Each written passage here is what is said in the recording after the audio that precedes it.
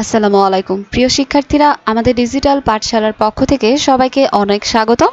আজকে আমি তোমাদের সাথে আলোচনা করব নবম শ্রেণীর বাংলা বইয়ের তোমাদের যে চতুর্থ অধ্যায়টি রয়েছে, এটির যে একদম তৃতীয় পরিচ্ছেদের একদম 4.3.3 অর্থাৎ বিপরীত শব্দ লিখি সেটি নিয়ে।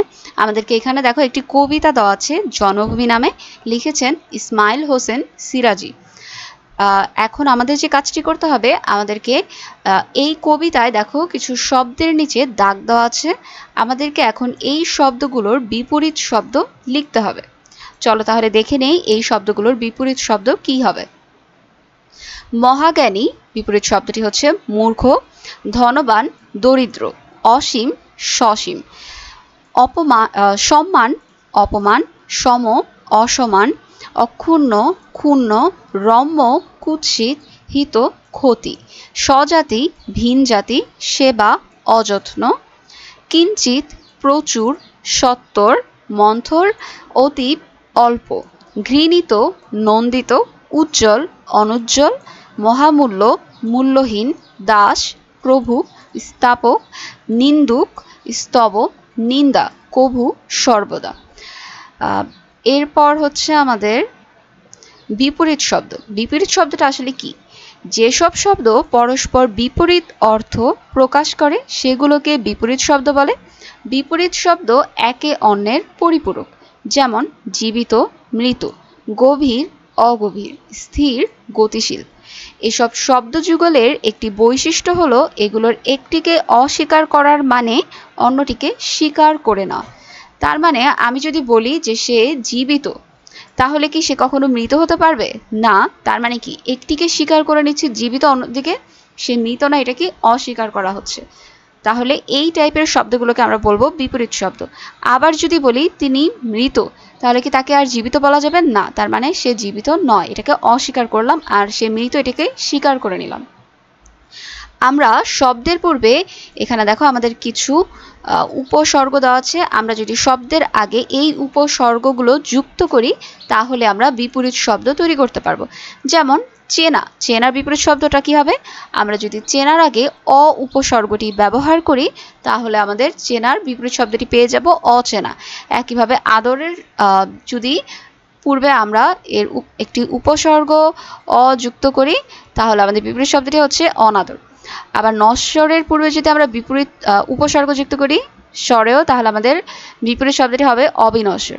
তবে এমন বহু শব্দ রয়েছে যেগুলোর বিপরীত শব্দ ঘটনগতভাবে আলাদা, যেমন ধনী গরিব, আদি অন্ত, নিন্দা প্রশংসা। এখানে কিন্তু কোনো উপসর্গ ব্যবহার করে বিপরীত শব্দটি গঠন করা হয়নি।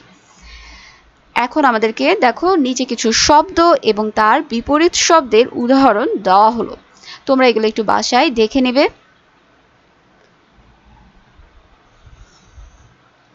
এরপর আমাদের হচ্ছে বিপরীত শব্দ বসাই। এটি হচ্ছে আমাদের 4.3.4। বিবৃতিবাচক বাক্য দুই ধরনের, হ্যাঁবাচক ও নাবাচক। নিচের অনুচ্ছেদের হ্যাঁবাচক বাক্যগুলোকে নাবাচক বাক্য এবং নাবাচক বাক্যগুলোকে হ্যাঁবাচক বাক্যে রূপান্তর করো।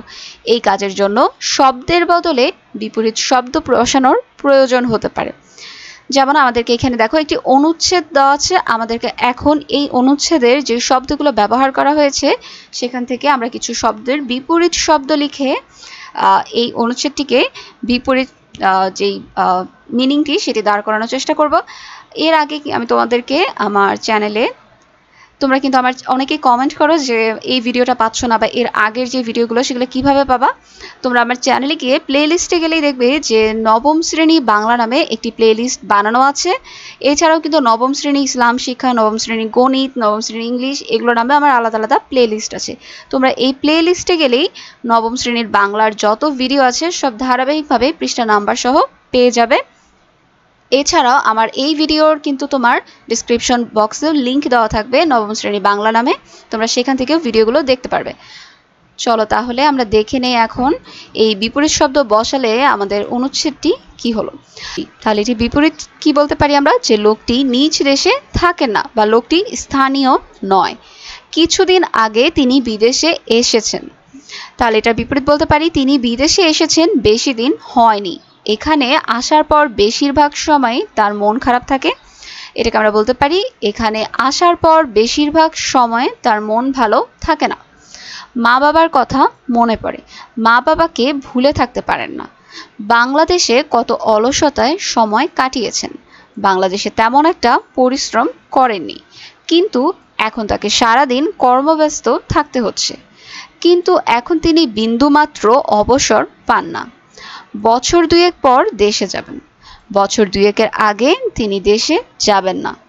নিশ্চয়ই ততদিনে তার ছোট ভাই বোনগুলো ছোট থাকবে না, নিশ্চয়ই ততদিনে তার ছোট ভাই বোনগুলো বড় হয়ে যাবে। তবু তাদের জন্য তিনি হাতে করে কিছু নিয়ে যাবেন, তবু তাদের জন্য তিনি হাতে করে কিছু না নিয়ে যাবেন না। ওকে শিক্ষার্থীরা, আজকের সেশনটি এখানেই শেষ করছি, আর নেক্সট সেশনে কিন্তু তোমাদের সাথে চতুর্থ পরিচ্ছেদ নিয়ে আলোচনা করব।